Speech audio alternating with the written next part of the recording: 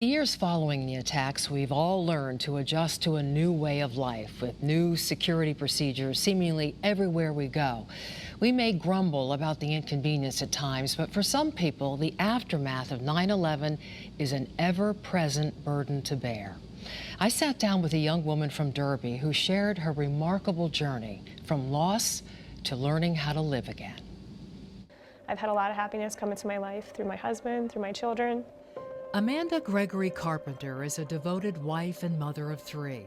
She's also an accomplished engineer who took a break from her career when her twin boys came along.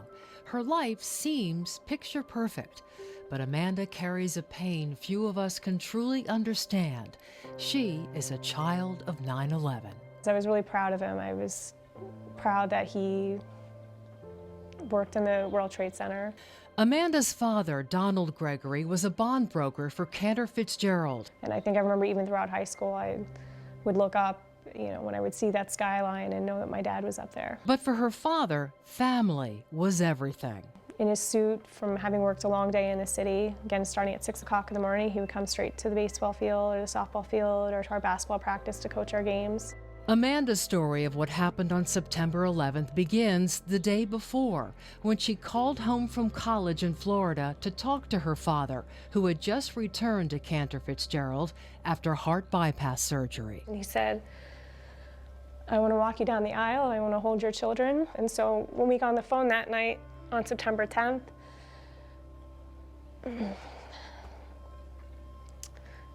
my dad said, "I'm taking care of myself." And I said, "Dad, I love you." And I remember very specifically hanging up the phone that night and pausing at my desk. It's a very vivid memory of pausing at my desk and just feeling like, I'm so glad I said that. Just hours later, her father was gone. And I didn't know that towers had fallen until I called my mom and said, "When are they going to go and get him?" And she said, "Amanda, they're gone." And I didn't know what she meant. She said, "They fell, they're gone." Somehow Amanda survived those first few weeks and returned to Embry-Riddle University. She found comfort and support there, but soon realized in her journey through grief, she was wading through uncharted waters. People didn't know how to deal with that kind of traumatic loss. Still, she soldiered on, completing her master's degree and landing her first job in Iowa, followed by a position at Sikorsky in Connecticut. It was then that she heard about an organization called Tuesday's Children, established to help the 5,000 children who lost parents in the September 11th attacks. It was a turning point for me in my grief process, in that I felt like I could pay it forward. Today, Amanda continues to give back. When 20 first graders and 6 educators were killed at Sandy Hook Elementary School, she volunteered to help, sharing what she has learned. I do hope for every family going through tragic loss and grief processing that they can see some hope that happiness can come into your life. Family is where Amanda finds her happiness. Through pictures, she is keeping her father's memory alive for her children. Her daughter already knows him as Grandpa Don. And this was her first trip, not even one yet. It has been a grueling 18 years processing what happened, but Amanda has grown stronger and can now offer this advice to all of us as we remember what happened on September 11th. We realized the importance of feeling that life was so precious. And so I think that trying to find the good on an anniversary and remembering that feeling of coming together, calling a loved one, I think that's a great day to remember that. An amazingly strong woman. And coming up on Eyewitness News at 6, Amanda shares what she has learned from the grieving process, the relationship between time and trauma, and how she was able to find some measure of peace to go on with her life. Aaron Jeremy Jacobs. Ingeborg Joseph. Carl Henry Joseph. Sheldon Robert Cantor. A somber ceremony in New York this morning. Relatives read aloud the names of the nearly 3,000 people who lost their lives on September 11, 2001. 161 of those people had ties to Connecticut. It has been 18 years since that just terrible day.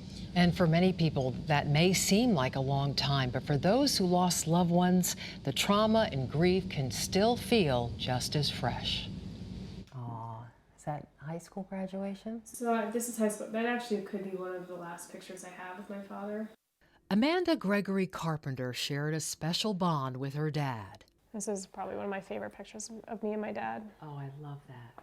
Amanda's father, Donald Gregory, was a bond broker who worked for Cantor Fitzgerald on the 101st floor of Tower 1 at the World Trade Center. And that's where he was on this terrible day 18 years ago. Amanda was a sophomore in college, and 2 weeks later, she returned to Embry-Riddle University to resume her studies. Immediate weeks, months, I mean, essentially my college career, I look back now and realize it was incredibly difficult, probably more than I knew at the time. People didn't know how to deal with that kind of traumatic loss. Through the years, Amanda has learned to process and understand her emotions, but even after 18 years, time cannot erase the trauma. I think there's a lot of assumptions that the farther away you go, whether it be 1 year, 2 year, 3 years, like, oh, you got past the first anniversary, you should be fine, or past 5, then it's okay for you to move on. It doesn't follow a linear path. There's going to be triggers throughout your grief process.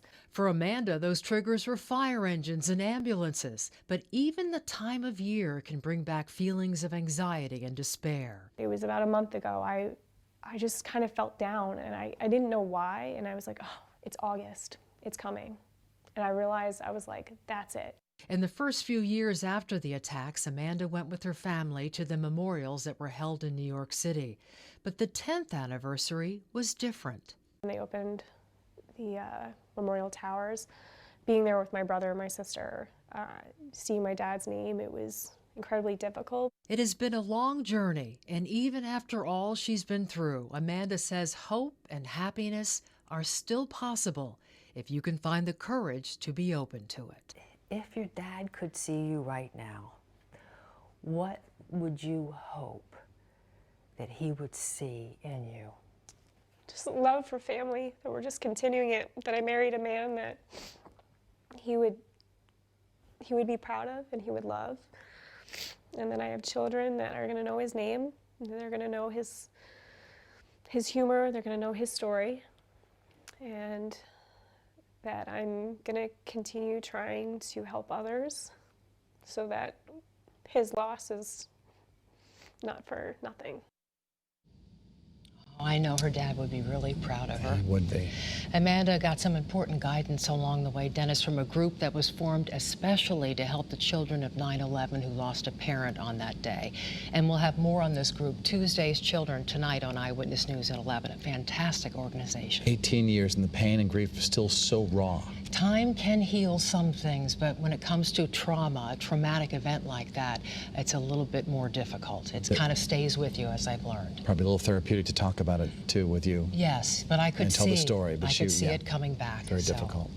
We'll be right back. And tonight, Channel 3's Denise DeCenzo has more on an organization that to this day is helping these children make their way through life. September 11th, 2001, a Tuesday America will never forget. 5,000 children were left without a parent on that dark day, but they have not walked alone. They are Tuesday's Children. There were 4,000 organizations started after September 11th. We're one of very few left standing. Sarah Wingerath-Schlanger is a senior director of Tuesday's Children, a group formed 18 years ago to address the special needs of the children of 9/11. We're about post-traumatic growth. We're about making sure that we can have a positive journey and walk shoulder to shoulder with you. Amanda Gregory Carpenter of Derby lost her father on September 11th. She was a sophomore in college and was struggling to make sense of what happened and how to move forward. One of my dearest, closest friends to this day is someone I met from Tuesday's Children that very first night that I went to a Tuesday's Children event. For me, it was making those connections, understanding that I wasn't alone in what I was feeling, what I had dealt with. We plan programming for every age and stage. We're about making sure that the resources are in place long term. And sometimes Tuesday's Children steps in to help when grief begins to take a physical toll. We had somebody right after 9/11 call and say, My child's not growing. They're physically not growing. They're not reaching any sort of developmental milestones. And that child needed intense traumatic support so that their body could refocus itself and begin to grow again. Much has been learned from 9/11 about coping with traumatic loss, and Tuesday's Children has shared those lessons with Sandy Hook and other communities reeling from horrific events.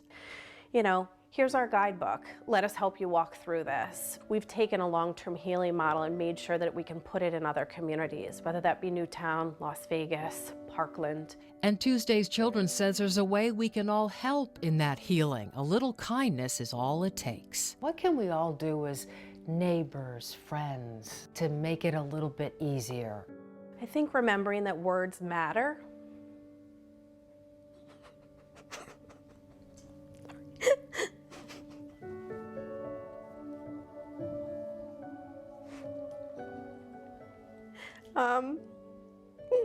Nobody wants to hear, it's time to move on. Nobody wants to hear that. Nobody wants to hear, how are you? They want to hear, how are you today? 110 women were pregnant on 9/11, so we still have work to do. I'm Denise DeCenzo, Channel 3 Eyewitness News. What a beautiful organization, that's for sure. For more information on Tuesday's Children and how you can help, we have a link posted on the website, WFSB.com, and the Channel 3 app.